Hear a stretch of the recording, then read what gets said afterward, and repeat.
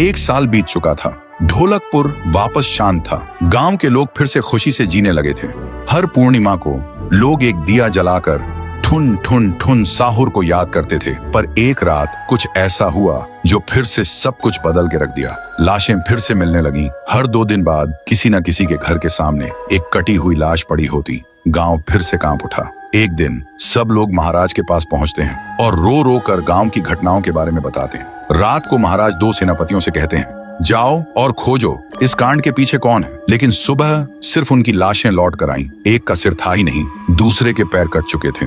महाराज समझ गए कुछ तो लौट आया है, कुछ जो सिर्फ मौत का खेल खेल रहा है। और फिर कहते हैं, अब इस जंग का सामना मुझे ही करना होगा। उसी रात महाराज चुपके से गांव में आते हैं और एक पेड़ के पीछे खुद को छुपा लेते हैं। और ठीक रात के 2:30 बजे अचानक कहीं से धुआं छा जाता है और उस धुएं के अंदर से एक आवाज आती है,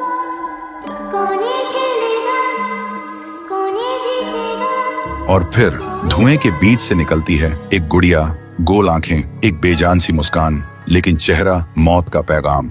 वो गुड़िया एक घर के गेट तक जाती है और बच्चों जैसा एक गाना गाने लगती है। उसके गाने की आवाज सुनकर एक आदमी बाहर आता है और अगले ही पल वो गुड़िया उसका सिर चबा जाती है। वो आदमी तड़प तड़प के वहीं जमीन पर गिर जाता है। महाराज सब कुछ देखते हैं। उनकी आंखें भर जाती हैं। उन्हें समझ आ जाता है इसके सामने जाना मतलब खुद का अंत लिखना है। अगली सुबह गांव के लोग इकट्ठा होते हैं। महाराज कहते हैं, ये पिछले भूत से भी ज्यादा डरावनी है।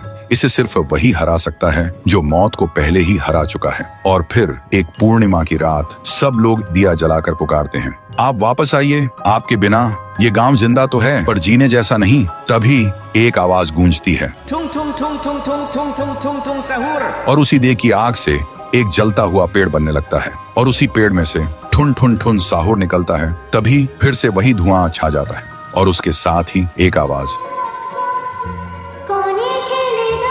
सब लोग घुटनों के बल गिर जाते हैं और कांपती आवाज में बोलते हैं, हमें बचाइए, वो आ गई है। ठुन ठुन ठुन साहुर एक जोरदार जंप करता है और सीधा उस धुएं में घुस जाता है और शुरू होती है एक आखिरी जंग ठुन ठुन ठुन साहुर और गुड़िया की। जमीन कांपने लगती है, आसमान से बिजली गिरती है और जब धुआं हटता है तो दिखाई देता है गुड़िया बिखर चुकी थी। हाथ अलग, सिर अलग, पैर अलग। और तब से गांव में फिर से एक नई सुबह हुई। महाराज मुस्कुराए, गांव वाले जीने लगे और उस दिन के बाद ठुन ठुन ठुन साहुर सिर्फ एक भूत नहीं रहा, गांव का रक्षक बन गया। लेकिन उसी रात कुछ ऐसा हुआ जो किसी को भी पता नहीं चला। गुड़िया का सिर, हाथ, पैर अपने आप जुड़ने लगे थे और फिर वो वहां से चली गई। तो दोस्तों, अगर आप देखना चाहते हैं पीहू वर्सेस गुड़िया तो इस वीडियो